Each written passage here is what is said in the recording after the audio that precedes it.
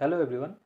আজিৰ ভিডিঅ'টোত আমি আলোচনা কৰিম কেনেদৰে আমি এটা কম্পিউটাৰ ট্ৰেইনিং ইনষ্টিটিউট আৰম্ভ কৰিব পাৰোঁ। কম্পিউটাৰ ট্ৰেইনিং ইনষ্টিটিউট এটা আমি দুই ধৰণে আৰম্ভ কৰিব পাৰোঁ।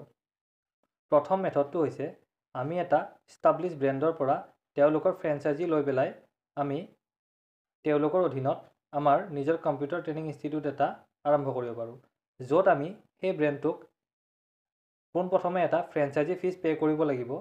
তাৰ পাছত আমি প্ৰতিজন ষ্টুডেণ্টৰ বাবদ তেওঁলোকক ৰয়েল্টি পে' কৰিব লাগিব আৰু লগতে কিছুমান ব্ৰেণ্ডত এটা নিৰ্দিষ্ট সময়ৰ মূৰে মূৰে এটা ৰেনুৱেল ফিজ পে' কৰিব লাগিব। এইটো হৈছে প্ৰথম মেথড। আৰু দ্বিতীয় মেথডটো হৈছে আমি নিজৰ ইনষ্টিটিউটটোক এজ এ ব্ৰেণ্ড হিচাপে ৰেজিষ্টাৰ কৰিও আমি এটা কম্পিউটাৰ ট্ৰেইনিং ইনষ্টিটিউট আৰম্ভ কৰিব পাৰোঁ, য'ত আমি পিছলৈ নতুনকৈ আৰম্ভ কৰা কম্পিউটাৰ ট্ৰেইনিং ইনষ্টিটিউটক আমাৰ ফ্ৰেঞ্চাইজিও প্ৰভাইড কৰিব পাৰিম। চ' ফ্ৰেণ্ডছ, আজি আমি দ্বিতীয় মেথডটোৰ বিষয়ে আলোচনা কৰিম। প্ৰথম মেথডটো আমি অন্য এটা ভিডিঅ'ত আলোচনা কৰিম। এতিয়া আমি আলোচনা কৰিম এটা কম্পিউটাৰ ট্ৰেইনিং ইনষ্টিটিউট ৰেজিষ্ট্ৰেশ্যন কৰিবলৈ আমাক কি ৰেজিষ্ট্ৰেশ্যনৰ প্ৰয়োজন হ'ব। পোনপ্ৰথমে আমি আমাৰ ট্ৰেইনিং ইনষ্টিটিউটটো আৰম্ভ কৰিবলৈ এখন আমাৰ এডুকেশ্যনেল ছ'চাইটি নাইবা এটা এডুকেশ্যনেল ট্ৰাষ্ট নাইবা এটা আমি কোম্পানী ৰেজিষ্টাৰ কৰি ল'ব লাগিব। এই তিনিটাৰ যিকোনো এটা ৰেজিষ্ট্ৰেশ্যন কৰাৰ পাছত আমি দ্বিতীয়তে আমাৰ ট্ৰেইনিং ইনষ্টিটিউটটোক MSME গভৰ্ণমেণ্ট অফ ইণ্ডিয়াৰ আণ্ডাৰত ৰেজিষ্টাৰ কৰাব লাগিব। তাৰ পাছত আমি আমাৰ ট্ৰেইনিং ইনষ্টিটিউটটোক লেবাৰ ডিপাৰ্টমেণ্টৰ অধীনতো ৰেজিষ্টাৰ কৰাব লাগিব।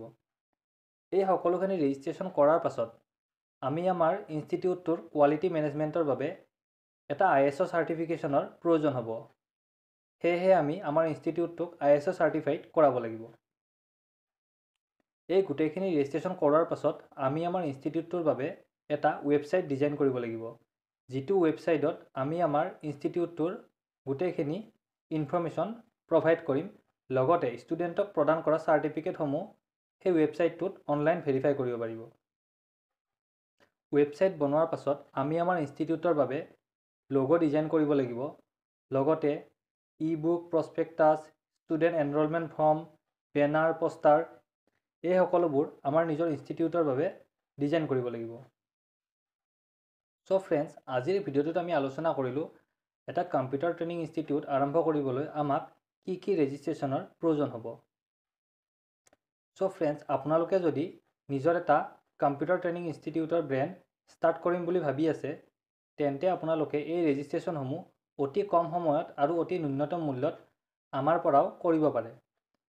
আমি অতি কম সময়ত আৰু অতি ন্যূনতম মূল্যত এই ৰেজিষ্ট্ৰেশ্যনসমূহ আপোনালোকক সুন্দৰভাৱে কৰাই দিম।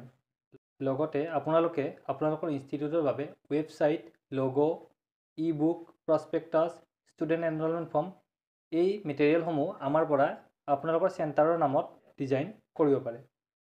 ডেছক্ৰিপশ্যনত আমাৰ কণ্টেক্ট নাম্বাৰ দিয়া হৈছে।